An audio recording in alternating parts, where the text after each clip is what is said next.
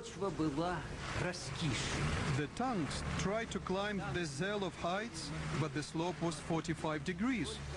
They couldn't get further than 5 or 10 yards before the trucks lost their grip and the tanks slid back down.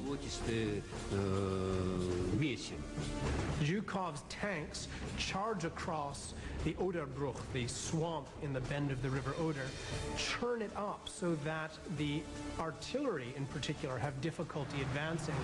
So in order desperately to try to stick to the timetable imposed by Stalin, Zhukov screws up his own front. By the end of day one, the German defenders have suffered terrible losses from a barrage of more than 1 million shells and rockets. Every minute they can hold Zhukov's armies on the Oder spares the capital city of the Third Reich from becoming a kill zone.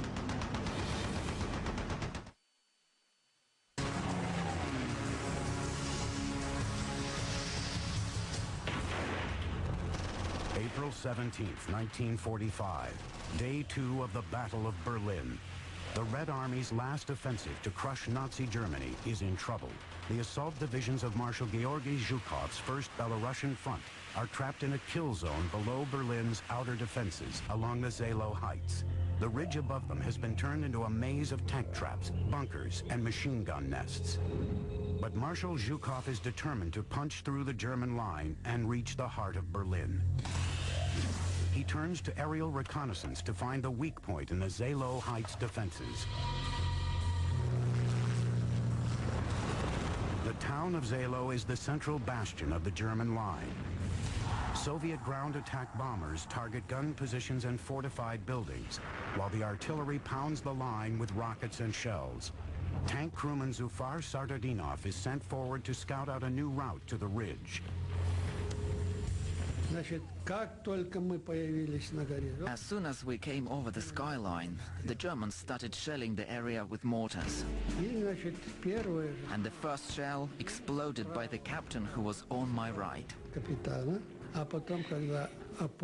I lost consciousness, and when I came round, I saw the captain lying there dead. The next attack goes in, but German 88mm guns take out Soviet tanks at long range, and infantrymen stalk them among the splintered pine trees with deadly tank-busting Panzerfaust. 152 Soviet tanks are destroyed in this relentless battle of attrition. At 3 p.m., German aircraft launch suicidal attacks on the Red Army bridges over the River Oder. But swarms of Soviet fighter planes drive the last of Goering's once mighty Luftwaffe from the skies. As the Soviet attacks continue, Adolf Hitler tries to inspire his troops with his own creed of hate. In these hours, the whole German nation looks to you, my Eastern warriors, and hopes only that by your resolution, your fanaticism, your weapons, and under your leadership, the Bolshevik assault will be drowned in a bloodbath. Stalin's paranoia convinces him that the Western Allies may still try to beat him to Berlin. He pressures Zhukov and his rival Marshal Konyev into an all-out race for the city. Stalin has taken his 2 best generals, Zhukov and Konyev, and he's using them like 2 leashed guard dogs, racing against each other towards Berlin. And every time Konyev looks like he's winning, Stalin will pull back a little bit on Konyev and let Zhukov catch up. So you have these 2 attack dogs who are fighting their way towards Berlin, barely under the control of Stalin, the puppet master.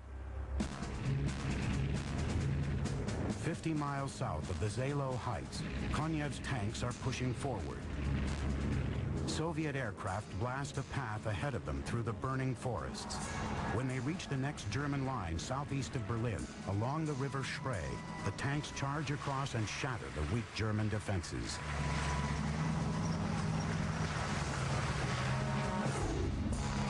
At midnight, Konyev orders his armies to bypass any pockets of resistance and head north toward Berlin and northwest to cut the roads leading out of the city.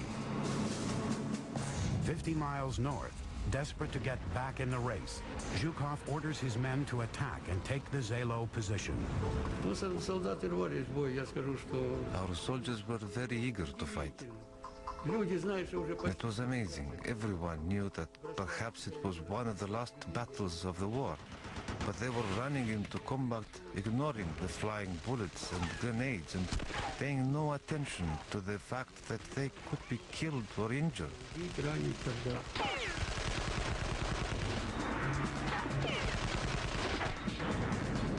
By 6:45 p.m., the Germans have had enough.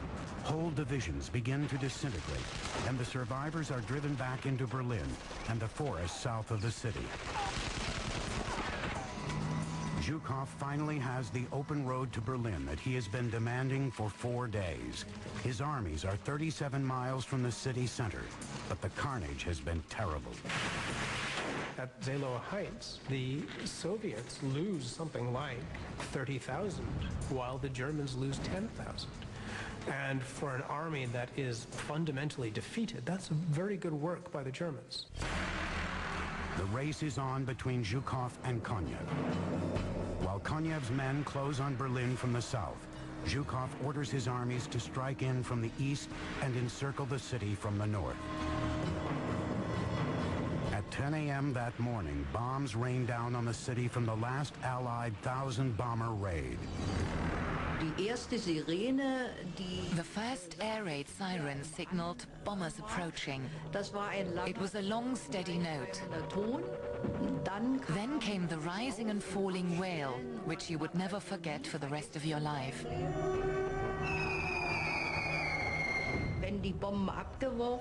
When the bombs landed, the ground rocked, and you were always afraid, if the house collapses, that will be the end. They won't be able to get us out. When the raid is over, the Nazi High Command holds a special parade to celebrate Adolf Hitler's 56th birthday. In his last public appearance, he awards medals for the fighting in the East. The leader of the Third Reich is placing his hopes in the fanatical dedication of teenage boys. Diese Scheißkerle machen uns hier kaputt. These swine are trying to destroy us. Immer höher. Our rage grew more and more intense, and in such a situation, when the enemy appears, you kill him. It's him or me. Hopefully, I will be faster. That's what was in your mind. My mind, at least. Zumindest in meinem Kopf. Je dichter die russische Front kam, the closer the Russian front came, the more tense I felt. It wasn't fear, but a feeling that now they are coming. Now we'll see what I can do against them. Was ich dazu? I never felt like hiding. Without making myself out to be a hero, the closer the danger came, the more exciting the situation became for me.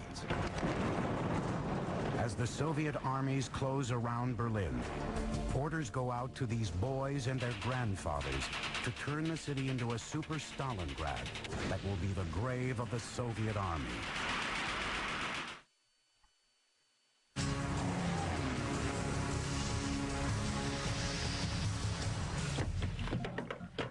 April 21st, 1945. In the Berlin suburb of Marzahn, Soviet artillerymen prepare to fire an historic barrage.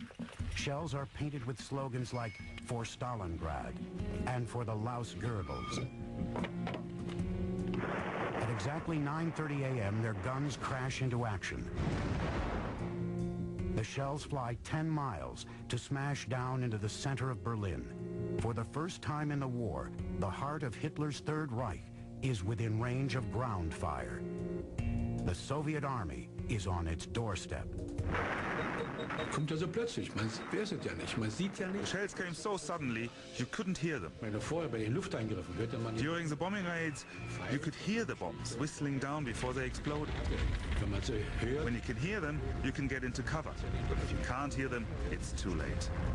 ja, You're Gefühl. scared and shocked, so it's a case of get under cover immediately, take cover. Volle Deckung.